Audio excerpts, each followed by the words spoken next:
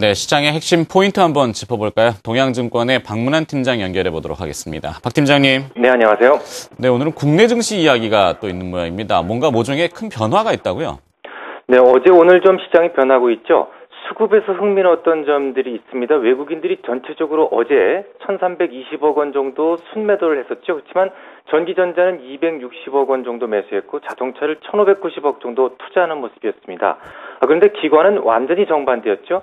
전체적으로 610억 정도 매수를 기록하긴 했지만 전기전자 업종은 240억 원을 매도했고 자동차도 932억을 매도했습니다.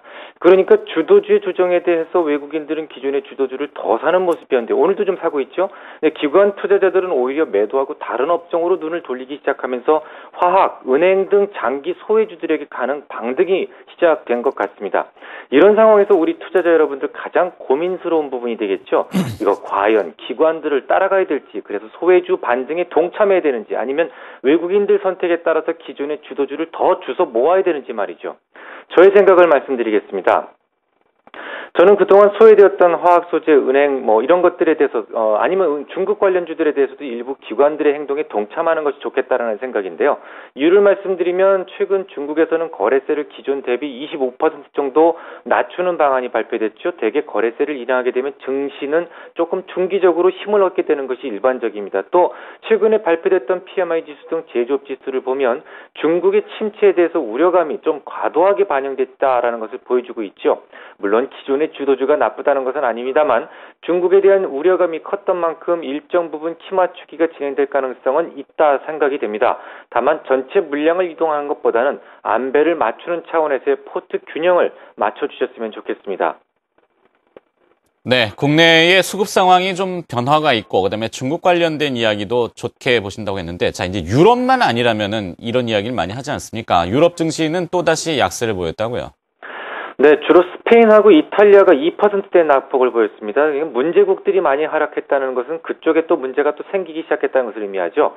이 유럽 문제는 걸을만 하면 또 엎어지고 또 엎어지고를 지금 벌써 수십 차례 반복하고 있죠. 이게 구조적 문제가 있어서 쉽게 해결이 어렵기 때문인데요. 오늘은 딱 꼬집어서 스페인을 예를 한번 들어보겠습니다. 어떤 회사의 신용 상태를 알고 싶다면 어떤 방법이 좋을까요? 최근에 발행된 채권 금리를 보면 알 수 있습니다. 아무래도 그 회사에 돈을 빌려주려는 사람이 그 회사를 어떻게 판단하고 있는지를 살피는 것이 가장 효율적인 방법이겠죠. 이처럼 금리라고 하는 것은 그 회사의 성장률, 미래 기대치는 물론이고 리스크에 대한 가치까지도 모두 반영이 되어 있습니다. 그것은 국가도 마찬가지죠. 그 나라의 성장률의 인플레이션에 대한 기대치 그리고 리스크 프리미엄이 모두 합쳐져서 금리가 결정되는 겁니다. 만약에 말입니다. 적절한 금리보다 낮은 금리가 유지된다면 어떻게 될까요? 국민들은 그 낮은 금리로 돈을 빌려서 시장에 투자하게 되면 안전하게 차익을 얻을 수 있습니다. 연준에서 금리를 낮춰서 경기를 부양하고자 하는 것도 결국 이런 원리를 이용한 것이죠. 문제는 이게 너무 장기간 지속되는 것이 문제입니다. 처음에는 당연히 낮은 금리가 횡재였겠죠. 스페인의 신용도에 비해서 더 낮은 금리로 조달할 수 있다는 것은 힘 안 들이고 돈을 벌 수 있는 기회가 될 수도 있었습니다. 하지만 모든 땀 흘리지 않는 횡재에는 늘 애군도 함께한다는 것은 진리였습니다.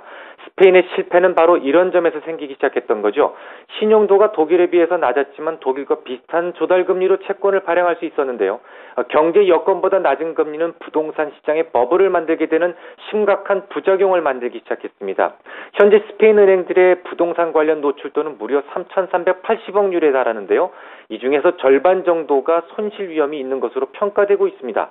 스페인의 라우이 총리가 이 부실을 어떻게든 제거하기 위해서 고민하고 있는데 돈을 찍어낼 수 있는 권한도 없고 또 재정으로 막을 수조차 없으니까 결국 ESM 같은 국제기구의 도움을 기다리고 있는 상황이죠.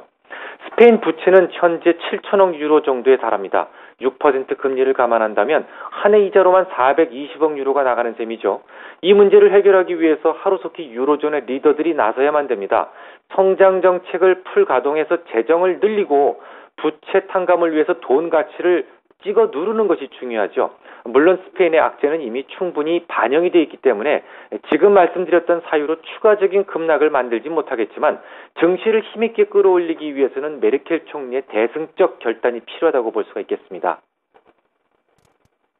네, 잘 알겠습니다. 시장을 면밀하게 또 들여다봤습니다. 동양증권의 박문환 팀장이 수고해 주셨습니다. 고맙습니다.